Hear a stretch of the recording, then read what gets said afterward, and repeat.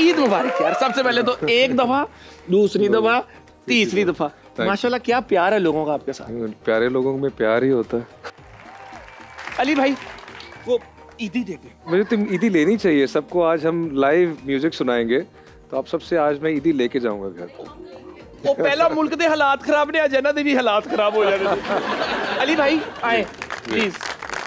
क्या बात है अली भाई, सबसे पहले तो मैं ये पूछना चाहूंगा आपसे कि एक रॉक स्टार की ईद कैसे गुजरती है। एक तो ऑफ कोर्स आई नो कि एक रॉक स्टार की ईद समा पे मेरे साथ गुजरती है, लेकिन वो दूसरी चीज क्या है?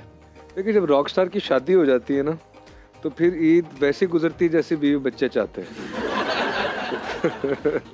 और बीवी बच्चों से ज्यादा खूबसूरत कोई चीज नहीं है। तो ये है।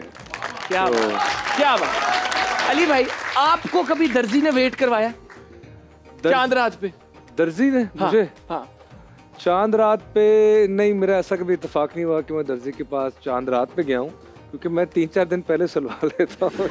देखिए मैंने बोला इस शो ये एक डिफरेंट शो है, हर मोमेंट पे हम कुछ सीखेंगे। टाइम मैनेजमेंट इसकी, टाइम मैनेजमेंट बड़ी जरूरी है। तो वो दर्जी नाराज हो सकता है ना। हाँ। क्या आप चांद रात पे मेरे आगे, मेरी भी कोई जिंदगी प्राइवेट लाइफ है, तो दर्जी को आप इम्तिहान में मत डालें। दर्जियों के एडवोकेट अली जफर हमारे साथ मौजूद है। दर्जियों के लिए आवाज उठा रहे हैं आज, क्योंकि देखिए आप सब, मैंने हमेशा दर्जियों के खिलाफ ही सुना है कि टाइम पे कपड़े नहीं दिए, उनका भी सोचना आपने। This guy is full of compassion. ताली। अली भाई देखिए हमारे बीच इस वक्त एक बड़ा ही खूबसूरत, I think deserves a lot of respect, love और बड़ा ही प्यारा पियानो भी मौजूद है। अच्छा क्या? दसो, आपने सुना कटरीना ने आपको वादा किया था कि कोई पियानो देगी, क्या ये वो पियानो है? तुम्हें मेरे सारे उसके वादे कैसे, तुम्हें कैसे याद है जो मुझे भी नहीं याद? मेरी रिसर्च टीम की इसमें मेहनत है। इंडिया में कभी कोई ईद गुजारने का मौका मिला? इंडिया में वहाँ किसी ने ईदी दी? सबा कमर को 500 रुपए दी थी इरफान खान साहब ने। अच्छा। तो इंडिया में कभी कोई ईद गुजारी? मुझे जहाँ तक याद पड़ता है शायद एक ईद थी जो मेरी वहाँ गुजरी थी, क्योंकि एक फिल्म की शूटिंग हो रही थी और वो वापस आना फिर जाना ज़रा मुश्किल हो रहा था। तो मेरे ख्याल में शायद एक ईद थी ऐसी। कैसा रहा वो ईद का?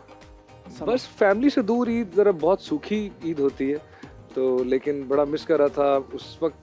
आई थिंक फेस टाइम वगैरह भी नहीं होता था, तो स्काइप होता था, तो आई थिंक स्काइप पे उनसे बात कर ली थी और कहीं से शलवार कमीज़ लेके पहन ली और बस।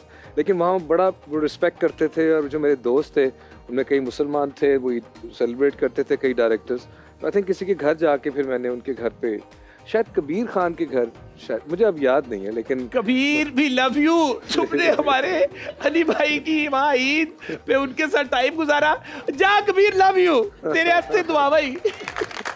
क्रिकेट का भी बड़ा शौक है आपको? मुझे हाँ बड़ा शौक था। मैं क्रिकेटर बनना चाहता था बचपन में, बहुत से लड़कों की तरह। लेकिन बड़ा होके ये समझ आई कि म्यूज़िक में मेरा ज़्यादा शौक बन गया। बल्कि ये भी एक स्टोरी है, क्योंकि जिस क्रिकेट ग्राउंड में हम खेला करते थे वो मेरे घर के सामने, चूँकि both my parents are professors, तो प्रोफेसर इस मुल्क में बदकिस्मती ये है कि जो टीचर्स होते हैं प्रोफेसर, उनकी तनख्वाह इतनी ज़्यादा नहीं होती, लेकिन किसी तरह उन्होंने उधार वगैरह इकट्ठा करके, तो उस ज़माने में 1994-5 में गालिबन, तो डिफेंस में यू ब्लॉक में एक कनाल का घर बना लिया। तो अब जब हम वहाँ शिफ्ट हुए तो उसके सामने एक बहुत खूबसूरत पार्क था, तो मैं बचपन में वहाँ क्रिकेट खेला करता था और मुझे शौक था। सब इमरान खान को देखते थे कि मैं भी एक दिन वैसा बनूंगा। तो लेकिन क्या हुआ कि वो हालात कुछ सख्त हो गए, उधार भी वापस करना था, तो उनको वहाँ से शिफ्ट होना पड़ा। यूनिवर्सिटी ने जो घर दिया था वहाँ, तो फिर हालांकि उनको ये पता नहीं था, मैंने बात उनको बाद में बताई, तो मुझे वहाँ से शिफ्ट होने का, वहाँ जाने का इतना दुख हुआ क्योंकि मेरी क्रिकेट छूट गई थी। उस पार्क में हम लोग क्रिकेट खेलते थे। तो फिर मैंने उनसे कहा कि अम्मा बाबा, जब मैं कोई 18 बरस का हो गया, कि हमें उस घर में जाने के लिए कितने पैसे और महीने के चाहिए कमाने के लिए। तो उन्होंने कहा कि अगर हमें 15-20 हज़ार और हो जाए तो हम वहाँ जा सकते हैं, मूव कर सकते हैं। तो मैंने कहा वो मैं आपको ला कर दूँगा। फिर मुझे याद है कि मैंने कहा यार मैं क्या कर सकता हूँ, मैं कैसे पैसे कमा सकता हूँ। तो फिर मुझे ड्राइंग आती थी, क्योंकि वालिद साहब आर्टिस्ट थे, पेंटर थे। तो मैंने अपना ईज़ल उठाया और मैं पीसी होटल चला गया। और इत्तेफाक देखिए कैसा ज़िंदगी में कैसी चीज़ें होती हैं कि उस दिन वो वहाँ पे जो जनरल मैनेजर थे कासिम जाफरी साहब, उनका आखिरी दिन था। तो मैं उनके पास गया और मैंने कहा सर मुझे कोई कोना दे दीजिए, मैं तस्वीर बना के कुछ कमा लूँगा। तो उन्होंने मुझे वहाँ पे एक कोना दिया और वहाँ पे मैंने पहले दिन 3 तस्वीरें बनाई, 500 रुपये की एक और 1500 रुपये कमा ली। और पहले महीने 30,000 रुपये कमा के मैं घर को दिए। मैंने कहा चलें अब वापस चलते हैं अपने घर।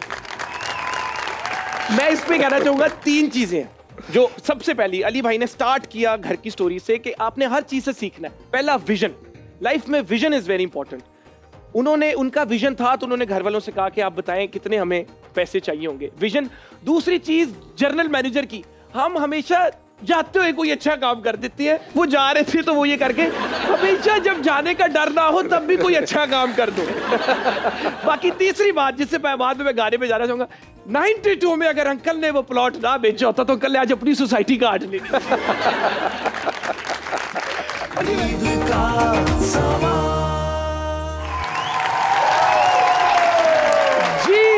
जी वेलकम बैक टू ईद का समा। मैं दिल से कसम से इतना मिस किया आप लोगों को। अगली ब्रेक मैंने चैनल से लड़ाई की, इतनी लंबी लेनी नहीं, जो मर्जी हो जाए।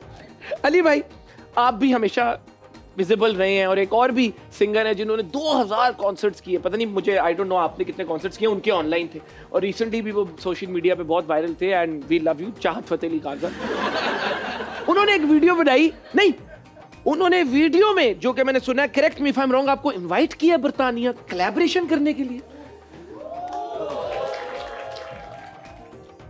Is this entertaining? असल में मैंने बहुत बड़े बड़े सिंगर्स को सुना है और जब आप उनको सुन के गाने की कोशिश की है तो ऐसा लगता है कि कई दफ़ा कोई 1-2% तक उनको मैं गा पाता हूँ, बड़े सिंगर्स को।